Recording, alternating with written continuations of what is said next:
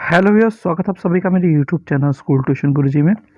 बच्चा हम कर रहे थे आपका चैप्टर 1 या अध्याय 1 केमिकल रिएक्शन एंड इक्वेशन, यानी रासायनिक अभिक्रिया एवं समीकरण।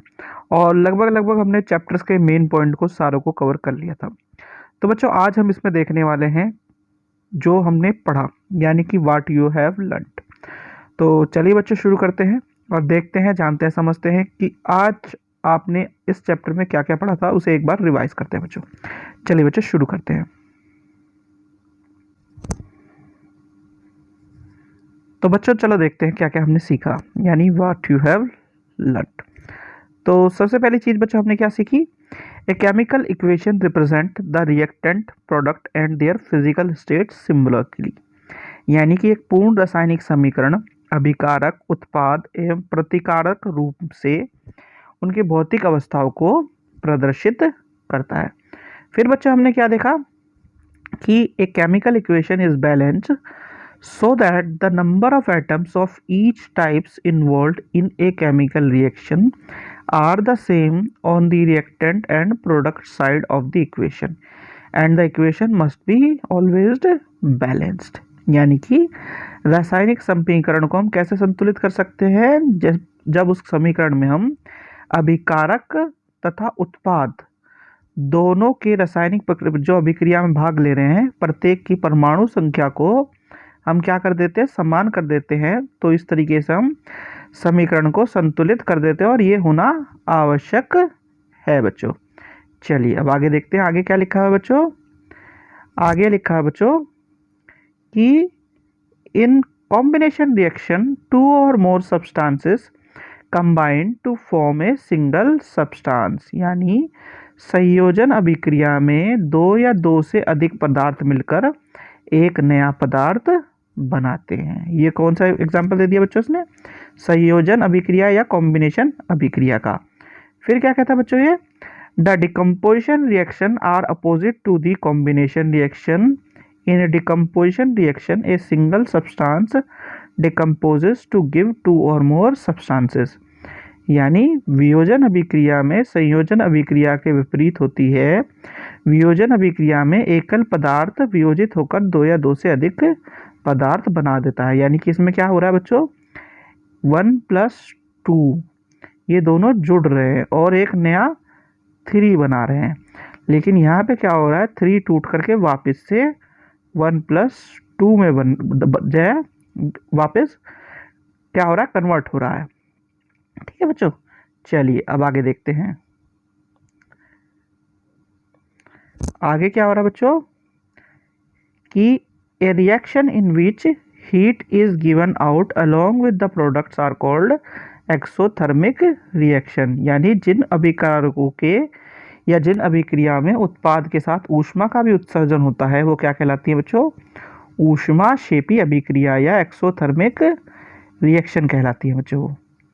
फिर है बच्चों आपका the reaction in which energy is absorbed are known as endothermic reaction, यानी जिन अभिक्रिया में ऊष्मा का अवशोषण होता है वो उन्हें हम ऊष्माशोषी अभिक्रिया कहते हैं बच्चों।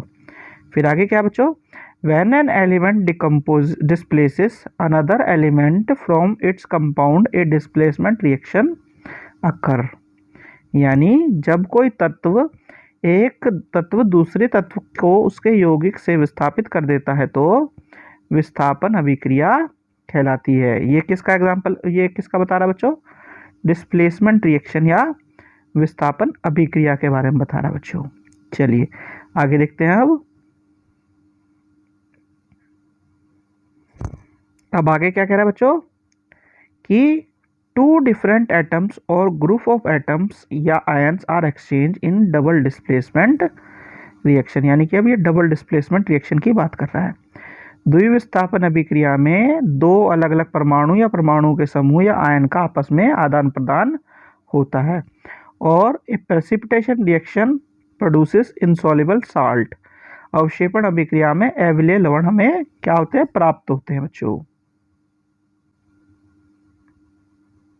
चलिए बच्चों आगे बढ़ते हैं। अब क्या है बच्चों? The reaction also involves the gain और लॉस ऑफ ऑक्सीजन और hydrogen by substance. Oxidation is the gain of oxygen और loss of hydrogen, reduction is the loss of oxygen और गेन ऑफ हाइड्रोजन। यानी कि ये किस किस चीज़ की बात कर रहा है बच्चों? ऑक्सीडेशन रिएक्शन की और रिडक्शन रिएक्शन की। यानी अभिक्रिया में पदार्थ से ऑक्सीजन या हाइड्रोजन का योग अथवा ह्रास होता है। ऑक्सीजन का योग, हाइड्रोजन का ह्रास ऑक्सीकरण कहलाता है या अपचयन कहलाता है, और ऑक्सीजन का ह्रास या हाइड्रोजन का योग अपचयन कहलाता है। यानी एक उपचयन हो गया, एक आपका उपचयन हो गया। और ये जब दोनों एक साथ होते हैं बच्चों, हम क्या कह देते हैं उसे? Redox reaction. ठीक है बच्चों, जिसे हम रिडॉक्स अभिक्रिया भी कह देते हैं हिंदी में। ठीक है बच्चों, अलग अलग हो तो ऑक्सीडेशन रिडक्शन, और एक साथ हो जाए दोनों चीजें तो रिडॉक्स रिएक्शन।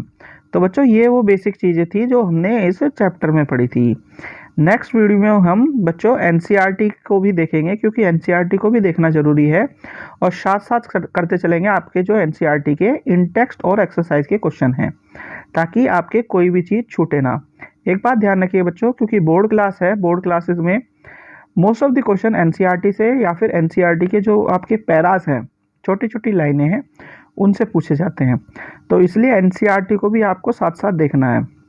ये हमने पूरा चैप्टर कंप्लीट कर लिया है, एक चीज़ रह गई है अब एनसीईआरटी को भी कंप्लीट करेंगे, और साथ साथ क्वेश्चन आंसर भी करते चलेंगे आपके बच्चों। तो बच्चों यहाँ पे होती है आपकी वीडियो कंप्लीट, और आपका ये वाला वीडियो का पार्ट भी। आशा करता हूँ आपको वीडियो अच्छी लगी होगी। अगर वीडियो अच्छी लगी हो तो चैनल को सब्सक्राइब करें, वीडियो को लाइक करें, शेयर करें। Thank you.